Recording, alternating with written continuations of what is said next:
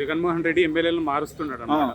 అంటే ఓడిపోతామనే భయంతోనే ఎమ్మెల్యేలు ఓడిపోతాడు అన్న భయంతో కాదండి, ఇది లిటరల్ గా చెప్తున్నా. ఓడిపోతామన్న భయంతో కాదు. 175 నియోజకవర్గాల్లో జగన్మోహన్ రెడ్డి పేరు బాగుంది.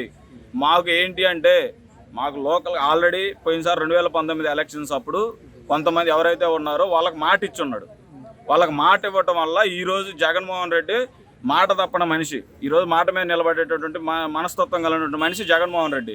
ఈరోజు వాళ్ళందరినీ సరి చేసుకొని అక్కడైతే ఏదైతే రాజకీయ సమీకరణాలు ఉన్నాయో ఆ నియోజకవర్గంలో ఏ ప్రాబ్లం అయితే ఉన్నదో వాళ్ళన్నింటినీ సరి చేసుకొని ముందల కొనసాగేటటువంటి వ్యక్తి జగన్మోహన్ రెడ్డి. ఈరోజు ఆ సమీకరణాలను చూసుకొని అక్కడ లోకల్ వ్యవస్థలో ఏం జరిగింది ఏంటి అనేది అన్ని సరి చేసుకొని ముందరికి వెళ్తున్నాడు.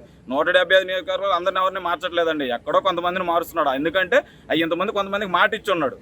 ఈరోజు మాట ఇచ్చినప్పుడు జగన్మోహన్ రెడ్డి అంటే మాట తప్పనటువంటి వ్యక్తి, మాట మీద నిలబడేటువంటి వ్యక్తి. అందువల్లే కొన్ని అక్కడ ఉన్నటువంటి లోకల్గా ఉన్నటువంటి రాజకీయ సమీకరణాలు వాటిలన్నింటిలో ముందర చూసుకొని ముందర కొనసాగుతున్నాడండి, అంతే.